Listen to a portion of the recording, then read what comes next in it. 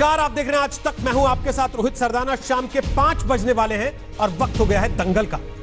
देश में अगर किसी को व्यवस्था से, सरकार से या लोगों से शिकायत हो तो वो कहां करेगा? यह सवाल आपसे पूछा जाए तो आप कहेंगे कि पुलिस में, अदालत में, किसी ट्राइब्यूनल में, प्रधानमंत्री के सामने, राष्ट्रपति के सामने या फिर देश की संसद के सामने। लेकिन अगर आपको यह पता चले कि देश में किसी संवैधानिक पद पर बैठा कोई आदमी अपने यहां के किसी मामले के लिए अरब देशों की मदद लेना चाहता है तो, और सिर्फ मदद ही नहीं लेना चाहता बल्कि भारत को यह धमकी भी देता है कि अगर देश के लोगों के रवैये में बदलाव नहीं आया तो अरब देशों के गुस्से से हिंदुस्तान में तबाही भी हो सकती है। यह शख्स है दिल्ली अल्पसंख्यक आयोग के अध्यक्ष जफरुल इस्लाम खान, जिनको लगता है कि हिंदुस्तान में मुसलमानों के साथ हो रही कथित नाइंसाफी की शिकायत अगर वो लोग अरब देशों से कर देंगे तो एवलॉन्च यानी कि जलजला आ जाएगा। जफरुल इस्लाम ने एक फेसबुक पोस्ट में कुवैत का शुक्रिया अदा किया कि उन्होंने भारतीय मुसलमानों पर हो रहे अत्याचार का संज्ञान लिया। हैरानी की बात यह है कि जिस खबर के हवाले से जफरुल इस्लाम खान ने यह धन्यवाद ज्ञापन किया है, उस खबर को भारत सरकार का विदेश मंत्रालय पहले ही नकार चुका है। दिल्ली अल्पसंख्यक आयोग के अध्यक्ष की पोस्ट में उन्होंने एक तरीके से धमकी दी है कि हिंदुत्ववादी ताकतों, शुक्र मनाओ कि भारतीय मुसलमानों ने अब तक उन पर हो रहे अत्याचारों की अरब और मुस्लिम देशों से शिकायत नहीं की। सवाल यह है कि एक संवैधानिक ओहदे पर बैठा आदमी अगर यह सब बातें करे तो क्या उसे पद पर बने रहने का अधिकार है? तो लोग ऐसी बातें करके क्या साबित करना चाहते हैं? क्या भारत के मुसलमान अरब देशों के रहमो करम पर जिंदा है, या आजादी के 73 साल बाद भी इस देश में एक तबका ऐसा है जिसकी उम्मीदें और आस्थाएं अपने देश के संविधान के साथ ना होकर अरब देशों के साथ जुड़ी?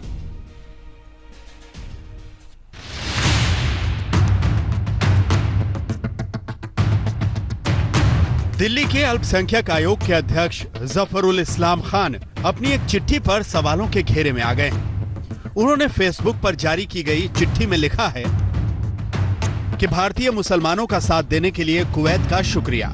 हिंदुत्व कट्टरपंथियों ने सोचा था कि आर्थिक वजहों से मुस्लिम और अरब संसार भारत में मुसलमानों की प्रताड़ना पर ध्यान नहीं देगा। जफर ने यह तो साफ नहीं किया कि कुवैत के किस बयान या कार्रवाई पर उन्होंने शुक्रिया किया, लेकिन पिछले हफ्ते ट्विटर के कई हैंडल्स पर इस बात की चर्चा थी कि कुवैत ने भारत में इस्लामोफोबिया पर ओआईसी से दखल देने की मांग की है। हालांकि सोमवार को ही भारत का विदेश मंत्रालय साफ कर चुका है कि कुवैत ने भारत के मामलों में दखल नहीं दिया है। भारत के विदेश मंत्रालय ने कहा कि हमने कुवैत के गैर आधिकारिक सोशल मीडिया हैंडल्स पर भारत को लेकर कुछ टिप्पणियां देखी हैं। कुवैत की सरकार ने हमें भरोसा दिया है कि वो भारत से दोस्ताना रिश्ते के लिए प्रतिबद्ध हैं। वो भारत के अंदरूनी मामलों में किसी दखल का समर्थन नहीं करते। विदेश मंत्रालय की प्रतिक्रिया के अगले ही दिन जफरुल इस्लाम खान की चिट्ठी सामने आई। इसमें जफर कुवैत का शुक्रिया अदा करने के बाद आगे लिखते हैं कि कट्टरपंथी भूल गए कि भारतीय मुस्लिम इस्लामिक हितों पर सदियों की अपनी सेवा, इस्लामिक और अरबी स्कॉलरशिप में श्रेष्ठता, विश्व धरोहर को सांस्कृतिक और सभ्यता के योगदान की वजह से बड़ा सम्मान पाते हैं। शाह वलीउल्लाह देहलवी, इकबाल, अबुल हसन नदवी, वहीदुद्दीन खान, जाकिर नाइक जैसे अनेकों ऐसे नाम अरब और मुस्लिम संसार में सम्मान पाते हैं और घर घर तक उनकी पहचान है। कट्टरपंथियों, ध्यान रखो, भारतीय मुसलमानों ने अब तक अरब और मुस्लिम संसार से तुम्हारी नफरत के अभियानों, लिंचिंग और दंगों की शिकायत नहीं की है। जिस दिन वो ऐसा करने को मजबूर होंगे, कट्टरपंथी जलजला देखेंगे। क्या उनको हिंदुस्तान के संविधान और हिंदुस्तान की न्याय प्रणाली पर विश्वास नहीं है, जो उन्हें अरब नेशन को चिट्ठी लिखनी पड़ रही है? जहां तक हिंदुस्तान के मुसलमानों का सवाल है, हिंदुस्तान के मुसलमानों के लिए हिंदुस्तान एक स्वर्ग है और सब बहुत खुशी खुशी यहाँ रह रहे हैं। इस पर अवलांच अर्थात एक सैलाब आ जाएगा, ये किस प्रकार की धमकी देने की कोशिश खान साहब कर रहे हैं। और देखिए, खान साहब को अरविंद केजरीवाल जी ने अपॉइंट किया है। अरविंद केजरीवाल जी का यह कर्तव्य है कि जो व्यक्ति इस प्रकार का कमेंट हिंदुस्तान के संविधान के खिलाफ करता है, उसको तुरंत बर्खास्त करें। दिल्ली अल्पसंख्यक आयोग के अध्यक्ष की इस चिट्ठी के 2 दिनों पहले आयोग ने तबलीगी जमातियों के 28 दिन बाद भी क्वारंटीन होने पर सवाल उठाया था। मुसलमान जहां क्वारंटीन में हैं, वहां सुविधाओं पर नाखुशी जाहिर की थी। लेकिन फेसबुक पर डाली एक चिट्ठी में एक तरह से जफरुल इस्लाम खान ने हदें पार कर दी, और वो भी अरब और मुस्लिम वर्ल्ड के नाम पर। हाल ही में 101 बुद्धिजीवियों ने भी मुसलमानों से कथित भेदभाव पर जो खुली चिट्ठी लिखी थी, उसमें भी अरब देशों से रिश्तों की दुहाई दी गई थी। आज तक ब्यूरो।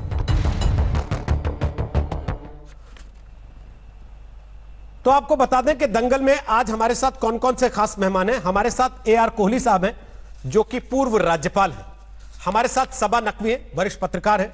हमारे साथ सलमान निजामी है, राजनीतिक विश्लेषक है, कश्मीर से आते हैं और कांग्रेस से जुड़े हुए हैं। हमारे साथ संगीत रागी हैं, वो दिल्ली यूनिवर्सिटी में पढ़ाते हैं, RSS से जुड़े हुए हैं। और हमारे साथ अजय आलोक हैं, वो नेता हैं JDU के।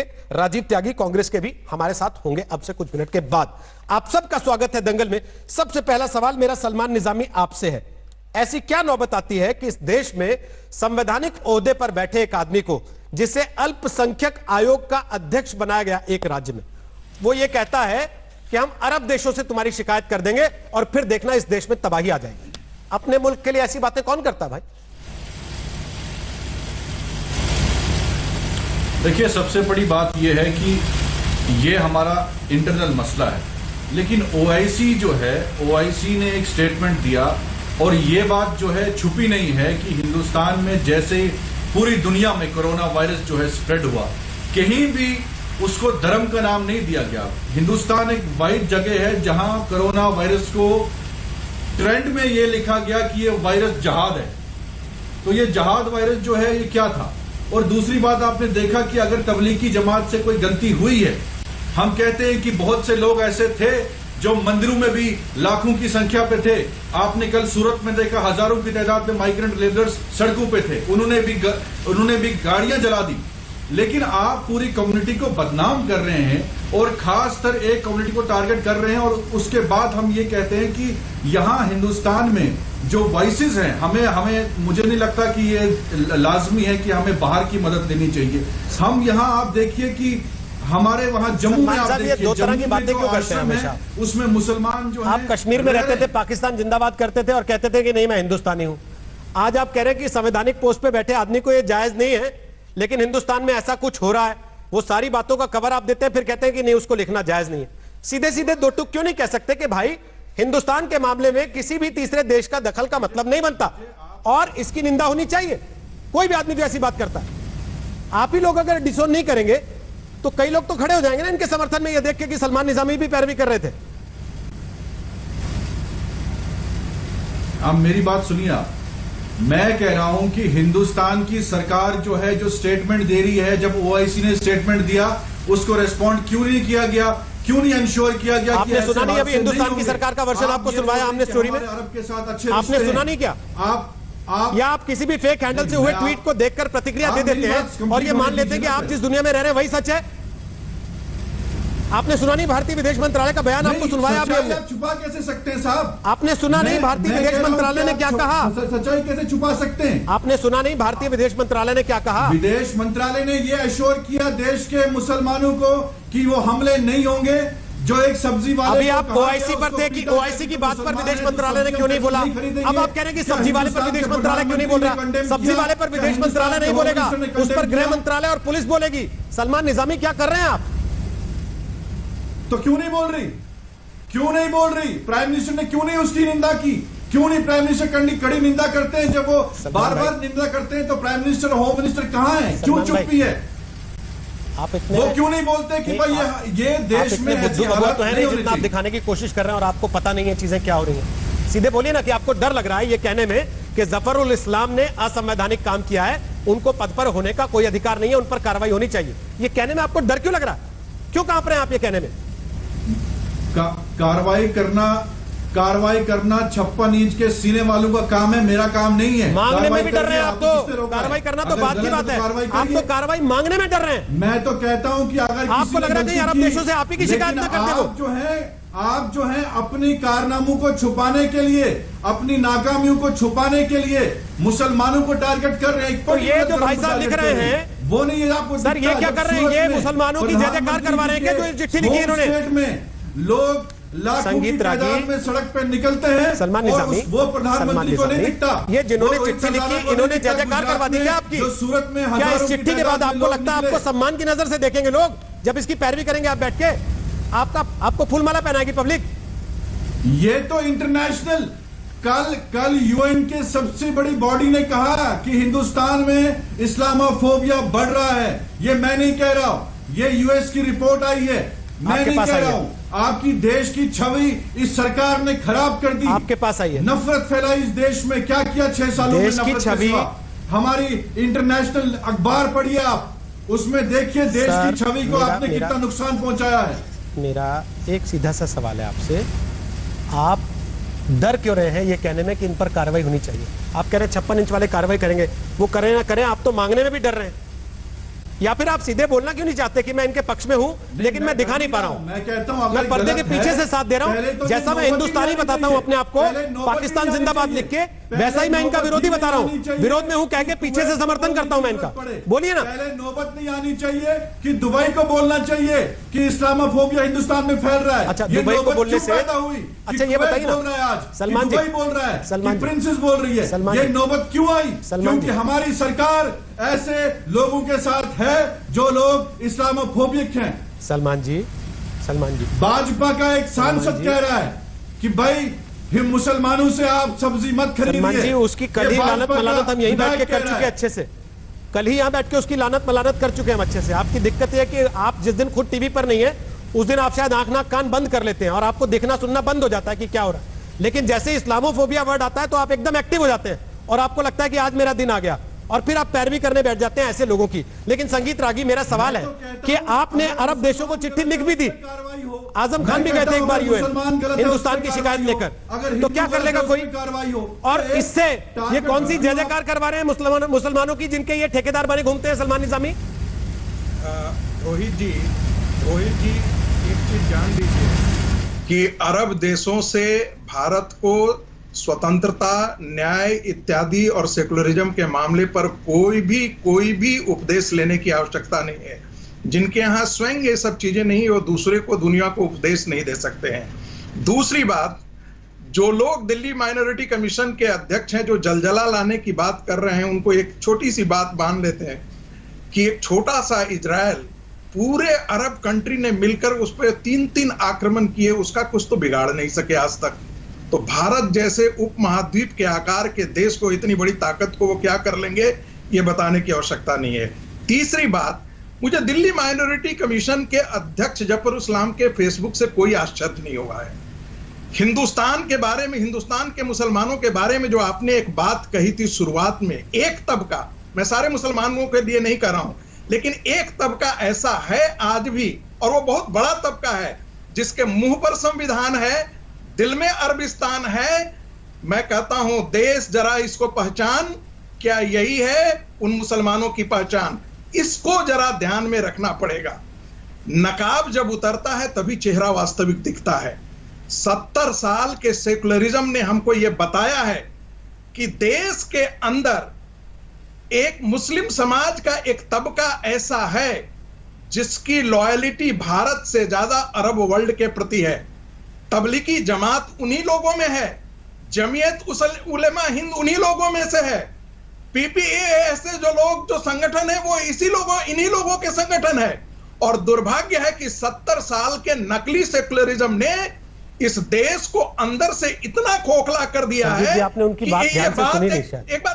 एक बात मुझे, उन्होंने आपके ऊपर एक बड़ा आरोप लगाया। उन्होंने कहा कि आप डराएंगे तो वो कहां जाएंगे, वो अरब से शिकायत करेंगे। सर एक बात बताएं, वो विरोध के नाम पर जो पैरवी कर रहे थे आपने उसको समझा नहीं। उन्होंने कहा कि संगीत रागी जैसे लोग या बीजेपी के विधायक जैसे लोग डराएंगे तो फिर हम अरब के पास ही तो जाएंगे। सर मैं तो इसीलिए उनसे पूछ रहा हूं, कौन डरा है? हिंदू आज के दिन में डरा हुआ है। दुनिया में जब ये लोग बात करते हैं कि इस्लामोफोबिया नहीं है, इस्लाम का डर एक वास्तविक डर है। इसलिए डर है कि दुनिया में काफिर और जिहाद के नाम पर यदि रक्तपात यदि हो रहा है पूरे दुनिया में, कोई एक इस्लामिक देश बता दीजिए या जहां इस्लाम के मानने वाले एक संख्या में काफी सब्सटेंशियल नंबर में है, क्या एक भी देश बिना आतंकवाद, बिना हिंसा, बिना रक्तपात के आज है क्या? ठीक है, ओके। ये सवाल इस्लाम के मानने वालों से अपने से पूछने की जरूरत है। और लेकिन आज जो है,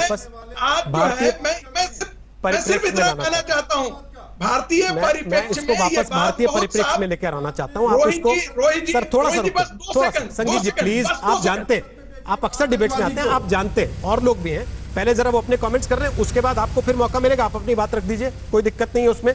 सबा नकवी, भारत में अगर समस्या है, भारत में अगर कोई दिक्कत है, किसी चीज से शिकायत है, तो यूएई के प्रिंस से शिकायत करेंगे क्या जाके?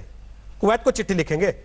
आप तो जानती हैं, चीजें कवर करती हैं। विदेश मंत्रालय ने बड़े साफ शब्दों में कहा कैटेगोरिकली कि कुवैत और भारत एक दूसरे की मदद कर रहे हैं। भारत ने कुवैत की मदद के लिए वहां पर रैपिड रिस्पांस टीम तक तैनात करने के लिए हामी भरी है।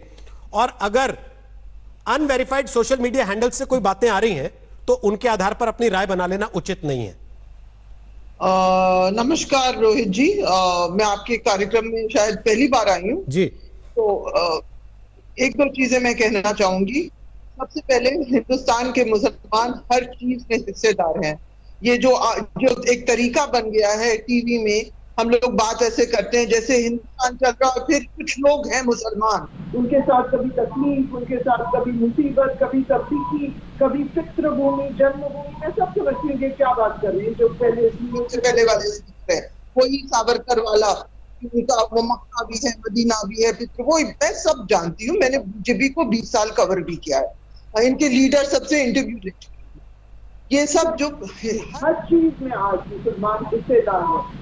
और हमारा इतना महान मुल्क है, आज पूरा मुल्क, हिंदी अंग्रेजी सब, एक बहुत महान कलाकार की जल्दी मौत पे हम लोग सब अफसोस, आपका चैनल भी कह रहा है तो। लेकिन हमारे मुल्क में बड़प्पन भी है और बहुत छोटी छोटी गिरी हुई नीच चीजें भी है।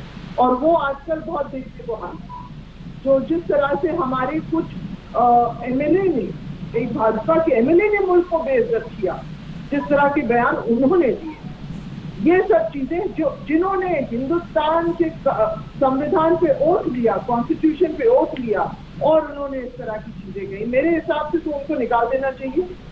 मैं मानती हूँ प्रज्ञा ठाकुर को भी निकाल देना चाहिए था। उन्होंने कहा कि गांधी के हत्यारे को इनकी वो इज्जत करती है। हमारा हर चीज में हम हिस्सेदार हैं, हमें किसी विदेशी मुल्क से पैरवी करने की जरूरत नहीं है। हम लोग चाहे कोविड में हो, सब आगे बढ़ के, चाहे डोनेशन में हो, चाहे काम में हो, हर चीज में मुसलमान आगे बढ़ रहा है, आगे हिस्सेदार है। आपने खुद कहा, आप आज पहली बार आई है इस शो में, मैं आपकी बातें सुन रहा हूं और आपकी तारीफ करता हूं इस बात के लिए कि आपने बिना कोई इफ एंड बट लगाए अपनी बात कही। सलमान निजामी की तरह आपने उसको कवर करके मीठे शब्दों में ये जताने की कोशिश नहीं की कि बेचारा और क्या करता अगर चिट्ठी ना लिखता तो। सब लोग ऐसे खुल के क्यों नहीं कहना चाहते? अगर कल सब्जी वाले के कमेंट पर विधायक की मलानत हो रही थी और बीजेपी को उस पर मजबूरन कार्रवाई करनी पड़ी, तो आप लोग आज इस तरीके से आवाज क्यों नहीं उठा सकते कि आज जो संबंधित लोग हैं वो इन सज्जन पर कार्रवाई करें और इनको बताएं कि एक कॉन्स्टिट्यूशनल पोस्ट पर बैठकर आप इस तरह की बातें नहीं कर सकते। आप कोई मौलाना नहीं है जो कुछ भी कहेंगे और निकल जाएंगे ये कहकर कि इनको कोई जानता नहीं है इसलिए इनको छोड़ दो। आप अगर मुझसे बात कर रहे हैं, सब आप ही से पूछ रहा हूं। देखिए, उन्होंने फेसबुक में, मैं बिल्कुल जो जिन शख्स का भी उन्होंने जिक्र किया, मैं जिस तरह के इस्लाम में मेरा पूरा इसमें मैं इस बहस में आना ही नहीं चाहती। मैं तो बिल्कुल वो गंगा जमनी तहजीब, सिंक्रेटिक, उस तरह की चीजों में मैं विश्वास रखती हूँ। तो लेकिन वो उनका फेसबुक पोस्ट था, हाँ उनका वो फेसबुक पोस्ट था और मैं उससे सहमत हूं ही नहीं। लेकिन ये कोई क्रिमिनल मसला है वो भी मैं नहीं मानती हूँ।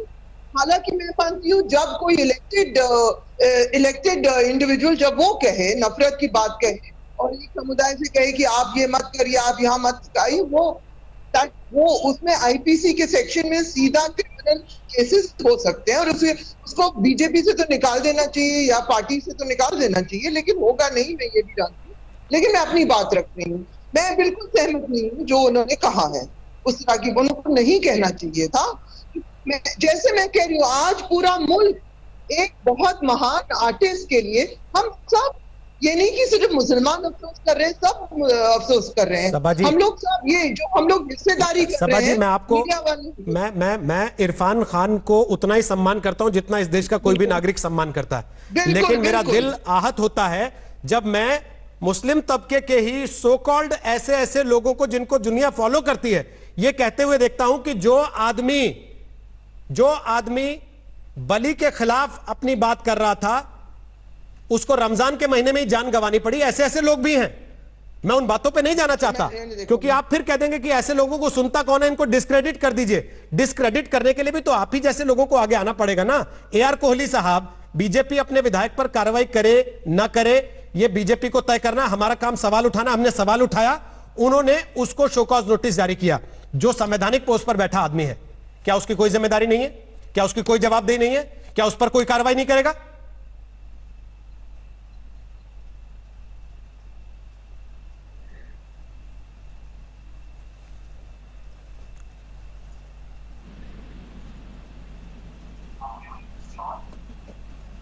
कोहली साहब आपकी आवाज नहीं सुन पा रहे।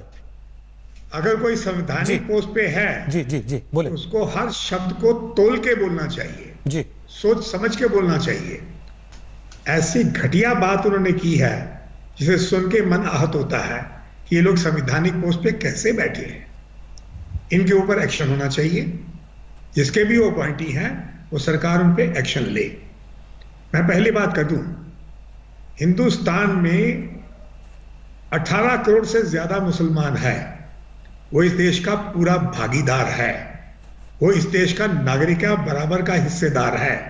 कॉन्स्टिट्यूशन इसकी रक्षा करता है और उनको हर हक है। जब कोई भी सरकारी प्रोग्राम आता है किसी स्टेट में या भारत के देश में, तो उसके ऊपर यह नहीं किया जाता कि कोई प्रोग्राम है उस पर हिंदू या मुसलमान के नाम पे होता है। वो सबके लिए है। एक बात मैं स्पष्ट कर दूं आज कि संवैधानिक पोस्ट पे जब आदमी बैठा है तो वो ये समझे कि मैं अपने पद की गरिमा को खुद रखूंगा और अगर नहीं रख सकता तो उस पर कार्रवाई होना आवश्यक है और निसंकोच उनको करना चाहिए। बाकी मैं सब बताता हूं कि हिंदुस्तान के चंद मुसलमान हैं जो बहुत ही छोटा तबका है और वो हिंदुओं में भी है, वो क्रिश्चियंस में भी है। जब वो घटिया बात करते हैं उनकी भर्त्सना करना हमारा कर्तव्य है। उनकी ऐसी की तैसी भी अगर हो जाए तो बहुत अच्छी बात है और कानूनी भी अगर उनके ऊपर शिकंजा कसे तो बहुत ही अच्छी बात होगी। अजय आलोक, लेकिन दिक्कत तब आती है जब पटियाला में निहंग एक ASI का हाथ काट देते हैं तो कोई भी सिख उनके समर्थन में खड़ा नहीं होता, कोई उनकी पैरोकारी नहीं करता, लेकिन तबलीगी जमात के लिए आए दिन नए प्रवक्ता खड़े हो जाते हैं। ये जफर इस्लाम खान ने जो बातें लिखी हैं उनको बचाने के लिए सलमान निजामी ने किस किस तरीके से दलीलें देने की कोशिश की वो आपके सामने रहा है। कहीं से छुपका नहीं हुआ है काम। तब क्या कीजिएगा अजय आलोक?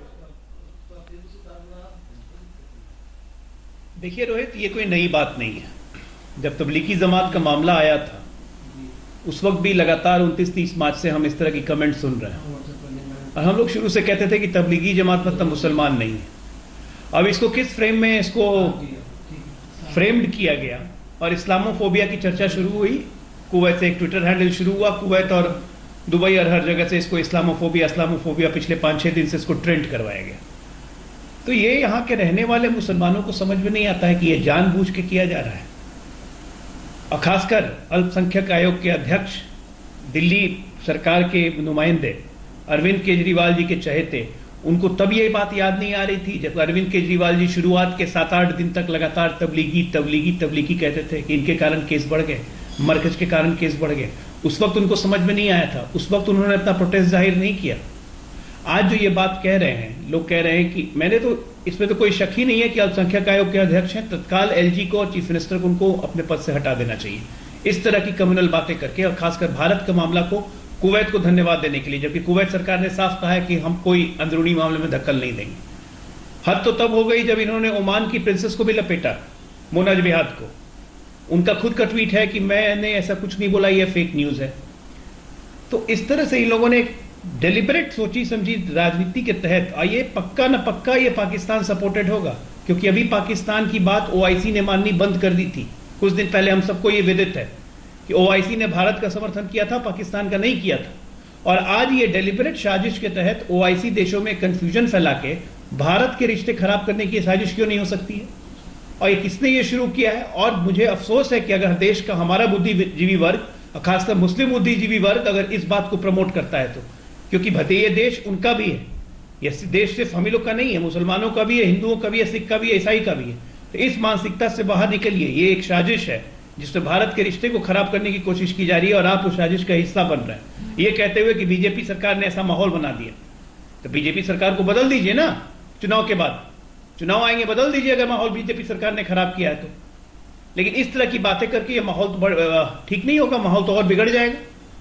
और ऐसे ऐसे लोगों को ऐसे ऐसे पद पर बैठा के कहीं ना कहीं इस पद की गरिमा ही नहीं खत्म होती है, देश का सांप्रदायिक सौहार्द बिगड़ता है। क्योंकि ये मुस्लिम इंटेलेक्चुअल्स या हिंदू इंटेलेक्चुअल्स अगर इस तरह का जहर उगलते हैं तो ये समाज के लिए खतरा है, चाहे कोई भी हो। इसलिए इस चीज पे हम लोग को बहुत कॉशियसली ट्रेड करना चाहिए। ये हो ना हो, ये एक इंटरनेशनल साजिश है, उसका हिस्सा कम से कम भारत के लोग ना बने। ठीक। राजीव त्यागी, जब एक कॉन्स्टिट्यूशनल पोस्ट पर बैठा एक आदमी यह इशारा करता है कि साहब हम तो अरब से शिकायत कर देंगे जाके, तो क्या आम आदमी जो उसको देखता है कि ये इतना बड़ा ओहदेदार है, ये ऐसी बात कर रहा है, उसके दिमाग पर असर नहीं पड़ेगा क्या? और फिर जो परिस्थिति पैदा होगी उसका जिम्मेदार कौन होगा?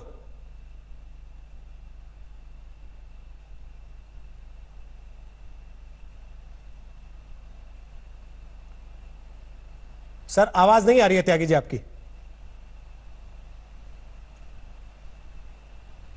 त्यागी जी माफी चाहता हूं, दोबारा आपको दुरुस्त करने की कोशिश करते हैं नेटवर्क को, आवाज नहीं सुन पा रहे आपकी। राजीव त्यागी कांग्रेस के प्रवक्ता, उनके पास वापस चलेंगे। उसके पहले संगीत रागी, इस देश में एक के बाद एक ऐसे मामले आए हैं जहां धर्मगुरु सवालों के घेरे में आए, उनके टीवी पर लगातार बहसें चली, टीवी ने लगातार रिपोर्टिंग की, उनमें से कई को जेल जाना पड़ा, लेकिन किसी ने यह नहीं कहा कि धर्म को बदनाम करने की साजिश हो रही है। लेकिन तबलीगी जमात का मामला जैसे ही आया तो देश को इस्लामोफोब की संज्ञा देने वाले कौन लोग थे? देखिए, ये सवाल आपने उठाया, बहुत वाजिब सवाल उठाया। देखिए, कोरोना जिहाद की बात क्यों की गई? इसलिए क्योंकि तबलीगी जमात जो है उसकी विचारधारा में जिहाद है, उसकी विचारधारा में काफिर का कॉन्सेप्ट है, उसकी विचारधारा में काफिरों की हत्या का कॉन्सेप्ट है। वो एक मध्ययुगीन इस्लाम की बात कर करके ये बातों को वो वाजिब ठहराता है। जो रावलपिंडी के अंदर, कराची के अंदर हक्कानी नेटवर्क हैं, उनके साथ उनके संबंध हैं। मैं इसीलिए बात करता हूं, इसीलिए कोरोना जिहाद शब्द का निर्माण हुआ और जिस प्रकार से उसने अब बिहेव किया। दूसरी बात, ये सबसे बड़ा सवाल है कि क्या जो दिल्ली जो माइनॉरिटी कमीशन के अध्यक्ष हैं, उन्होंने एक मुस्लिम सदस्य के जो उन्होंने कहा वो एक मुस्लिम सदस्य का विचार है, मुस्लिम समाज के विचारों का आईना है या इस्लाम का आईना है? जब हम ये बात करते हैं कि इनको यहां से हटा दीजिए, यहां पर इन्होंने ऐसा कहा, तो हम तत्कालिक बातों को एक प्रकार के एड्रेस करने की बात करते हैं। हम पॉलिटिकल इस्लाम की जो पूरी मानसिकता है और जो पूरे विश्व पटल में है, वो पूरी दुनिया में है, उसको हम किनारे करके, दरकिनार करके हम आगे बढ़ना चाहते हैं।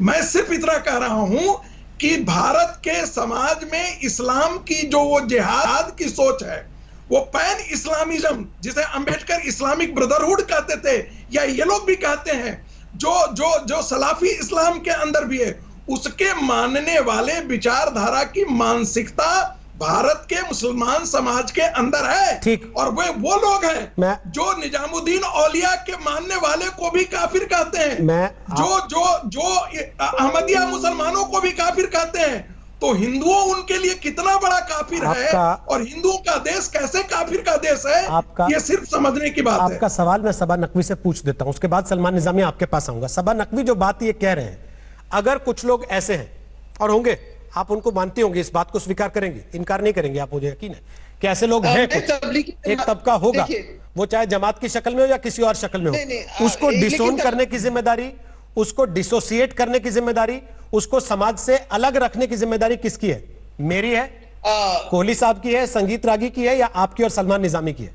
देखिए, मैं सबसे पहले तबलीगी जमात, जिससे मेरी ज्यादा हमदर्दी तो है नहीं, लेकिन फिर भी इंसान तो है, और वो आप एक बात समझिए, तबलीगी जमात वो कन्वर्ट करने में इतना इंटरेस्टेड है नहीं। वो कहते हैं कि मुसलमान कैसे अच्छा मुसलमान बने, यानी कि जो कवाली आप बंद करिए सब। राजीव वो सुनती रही आपकी बात ना, आप एक एक करके बोल लीजिए, मुश्किल होता है ना ऐसे एक साथ बोलना दोनों। वो बोल ले पूरा, फिर बोल लीजिएगा। इंटरेस्ट नहीं है उनका कि मुसलमान कैसे सही मुसलमान बने, ये उन पे ये लगे हुए हैं उस पे कि आप संगीत छोड़िए, आप कुरान। और ये अफसोस की बात ये है कि निजामुद्दीन नाम, वो इलाके का नाम अब तबलीगी के वजह से बिल्कुल बदनाम हो गया है। उनका हेडक्वार्टर्स वहीं पे है। और ये भी पूछना चाहिए कि उनको वीजा कब तक किसने दिया, किस सरकार ने क्यों दिया, और जब डोवाल साहब वहां पहुंचे 28 को, उसके बाद उनके लीडर कैसे गायब हो गए, ये सवाल है।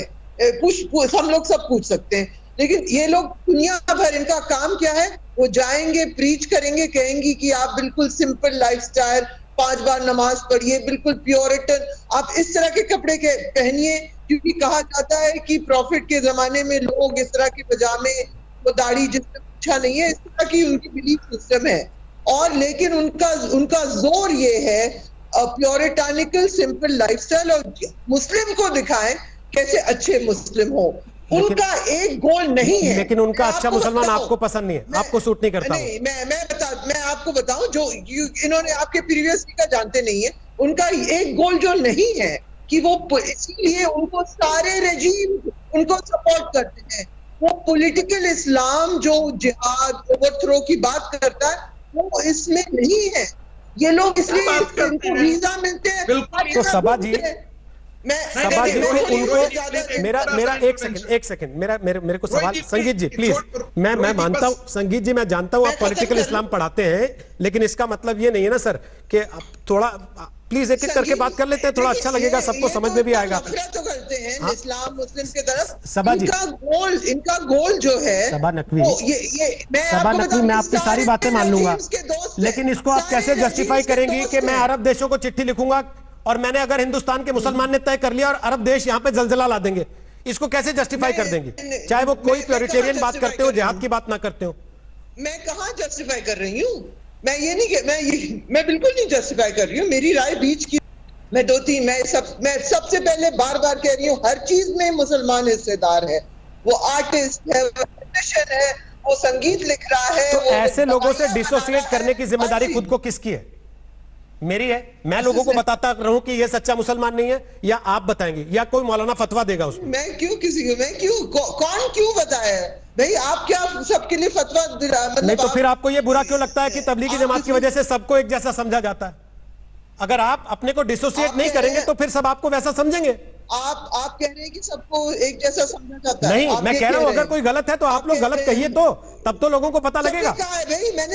सबा नकवी, इस देश ने पूरा एक दशक ऐसा देखा है और आपने उसमें रिपोर्टिंग की है जब इस देश के सिख समाज को एक ही नजर से देखा जाता था, लेकिन आज उस सिख समाज को किस नजर से देखा जाता है? आज उस देश के सिख समाज को देखा जाता है देने वालों की नजर से, खाना खिलाने वालों की नजर से, सेवा करने वालों की नजर से। वो अपने बारे में परसेप्शन उन्होंने बदला ना, तो ये परसेप्शन आप ही को बदलना पड़ेगा। हाँ, तो मैं कहती हूँ, मैं आपको एक बात भी बताऊं, ये मीडिया हिंदू मुस्लिम स्टोरीज खोज करती है। अच्छा, आंखें बंद कर ले, देखना बंद कर दे कि इसने फेसबुक पोस्ट पे क्या लिखा, तो सब ठीक हो जाएगा। आप करती हैं आंखें बंद? आपने देखा नहीं सब्जी वाले विधायक को कल? आपने आंखें बंद की उसकी तरफ? बिल्कुल नहीं की मैंने आंखें बंद। मैं कभी आंखें बंद नहीं करती रोहित जी। तो फिर आप वही पढ़ाइए ना जो आप खुद करती हैं। चलिए, नहीं चलिए, मैं क्या कहूं, मैंने जो कहना था मैंने कह दिया। हर चीज में मुसलमान हिस्सेदार है, और मुसलमान के ऊपर क्यों एक्स्ट्रा बर्डन हो? हर एक जिस दुनिया का सबसे सेकंड लार्जेस्ट मुस्लिम पॉपुलेशन है हमारे मुल्क में, आप चाह रहे हैं कि मैं वहां के मुसलमान से जाके कहूं भैया ऐसे मत करो? उसमें बहुत तेज लोग भी हैं, बेवकूफ भी हैं, बहुत पढ़े लिखे भी हैं, बहुत गरीब भी हैं, लेकिन ज्यादातर नॉर्थ इंडिया में मुसलमान गरीब है। आप ये भी जानते हैं रोहित जी, गरीब है नॉर्थ इंडिया में। नकवी के एक कॉन्स्टिट्यूशनल पोस्ट पे बैठा हुआ आदमी अगर ऐसी बात करेगा, तो जो गरीब आदमी, जो सामान्य सा आदमी, जो अपनी दिन की रोटी मुश्किल से जुटा पाता है, वो तो यही सुनेगा ना कि हमारे आयोग के अध्यक्ष ने ये बातें कही हैं। वो बेचारा अपनी सोच वैसे बना लेगा। सब्जी बिकनी उसकी बंद होगी, जफरुल इस्लाम की सब्जी बिकती रहेगी। वो तो फेसबुक पोस्ट लिखेंगे और निकल जाएंगे। मैं नहीं मानती कि जफरुल इस्लाम का फेसबुक पोस्ट की जायज था, उनको नहीं लिखना चाहिए था क्योंकि वो कॉन्स्टिट्यूशन पोस्ट में है। लेकिन आप एक बात का भी ध्यान करिए जी, हुई है हिंदुस्तान में बहुत सारी चीजें हुई है जिससे सोचने वाला मुसलमान बहुत नाराज है। मैं कह रहा हूं नाराजगी होना, जब जहां आपने ये कह दिया कि मुसलमान भी बराबर का हिस्सेदार है, वहां नाराजगी होना, वहां शिकायत करना वो अधिकार है, लेकिन उस अधिकार के साथ साथ कुछ जिम्मेदारी भी होगी। और सलमान निजामी, जिम्मेदारी होगी तो आप अरब मुल्कों के दरवाजे जाके दरवाजा नहीं खटखटाएंगे, वो सुपर अरब सिंड्रोम आपको छोड़ना पड़ेगा जो आपको अपना मानता तक नहीं है। आप उसकी दुहाइयां नहीं दे सकते इस देश में बैठकर संविधान पे होते हुए भी। प्रधानमंत्री जी ने 1 महीने के बाद स्टेटमेंट दिया, हमने उसको स्वीकार किया, एक्सेप्ट किया, और वो स्टेटमेंट ये था कि कोरोना वायरस को धर्म का रूप मत दीजिए, इसको धर्म के साथ ना जोड़िए। अभी त्यागी जी यहां बोल रहे थे तबलीगी जमात जिहाद फैला रही है। अब आज तबलीगी जमात के लोग जो है, मैं कहता हूं गलती हुई उनसे, बहुत से लोगों से गलती हुई, लेकिन आज तबलीगी जमात के लोग जो हैं वो प्लाज्मा अपना डोनेट कर रहे हैं। क्या त्यागी जी डोनेट कर रहे हैं? मुझे दिखाइए। आप क्यों निकलते स्टूडियो से बाहर और डोनेट कर रहे हैं अपना प्लाज्मा? एक थेरेपी सक्सेसफुल हुई और उसके बाद जो है दिल्ली सरकार ने रिक्वेस्ट की कि तबलीगी जमात को ब्लड डोनेट करना चाहिए। यही समाज में भी हो रहा है। वो प्लाज्मा डोनेशन थेरेपी, उसके ऊपर सवाल खड़े हुए जिसका आप चाह रहे हैं कि आपको रॉयल्टी मिल जाए। वो प्लाज्मा डोनेशन वो काम का नहीं है जिसपे आप रॉयल्टी मांगने लग गए हैं, बैठ गए हैं। अभी गांव बसा नहीं है, आप मांगने पहले आके खड़े हो गए, लेकिन नहीं मुझे इसकी रॉयल्टी दे दो। थेरेपी सक्सेसफुल तो हुई, दिल्ली सरकार ने कहा। कल सुना नहीं है आईसीएमआर ने क्या कहा? थेरेपी सक्सेसफुल हुई, एफोर्ट लगाए, ब्लड डोनेट किया गया, लेकिन उसमें हिंदू मुस्लिम नहीं देखा गया। तो आप प्लाज्मा डोनेट कर रहा है कोई, इसलिए आपको ये अधिकार हो जाता है कि मैं अरब मुल्कों को चिट्ठी लिखूं और उनसे कहूं कि आप गुस्से का जलजला ले आओ हिंदुस्तान पे। इस देश को बर्बाद मत उससे करो। जस्टिफाई हो जाएगा। आपने प्लाज्मा दिया, इसका मतलब कि आप अरब मुल्क को चिट्ठी लिख देंगे या पाकिस्तान जिंदाबाद करने लगेंगे। और मैं आपको कहूंगा सलमान निजामी बहुत बढ़िया, या कल को आप हत्या कर देंगे और आज आंखें दान करेंगे तो मैं आपकी जय जयकार करूंगा। नफरत बढ़ रही है। सलमान निजामी कल आप हत्या कर देंगे और आज कहेंगे मैं आंखें दान कर रहा हूं तो आपकी जय जयकार होगी क्या? रहेंगे तो तब भी हत्यारे। कि देश में हिंदू मुसलमान नफरत बढ़ रही है, तो इसलिए आपने कहा अरब देश को चिट्ठी लिखना जायज है। कल का स्टेटमेंट जो यूनाइटेड तो इसलिए अरब मुल्क को चिट्ठी लिखना जायज है। डिबेट करिए ना उस पे। बीजेपी का एक नेता अगर ये बात कह रहा है तो आप अरब मुल्क को चिट्ठी लिख देंगे, है ना? आप यूएई के प्रिंस के पास चले जाएंगे दरवाजे मैं कह रहा हूं अरब हाय मुझे बचाइए। यहाँ हिंदुस्तान पहले में कितना बचाया उन्होंने आपको? हमारे हिंदू 1920 में भी हिंदुस्तान ने चिट्ठी लिखी थी तुर्की के खलीफा को, क्या हुआ था? अपनी बात उठाते हैं हिंदू मुसलमानों के लिए। 1920 में भी हिंदुस्तान से चिट्ठी लिखी गई थी मेरी बात तुर्की के खलीफा सुनिए। को, क्या हुआ था? क्या कर लिया था तब? क्या आपको नहीं लगता आप इस तरह की हरकतें करके हिंदुस्तान के उस गरीब मुसलमान की ऐसी की तैसी करवाते हैं? आपके घर तक कोई नहीं पहुंचता, वो बेचारा सड़क पे मारा जाता है आप लोगों की हरकतों की वजह से। साहब छोड़िए अरब को, कल का जो यूनाइटेड स्टेट्स ऑफ अमेरिका का जो रिपोर्ट आया उस पर जवाब दीजिए।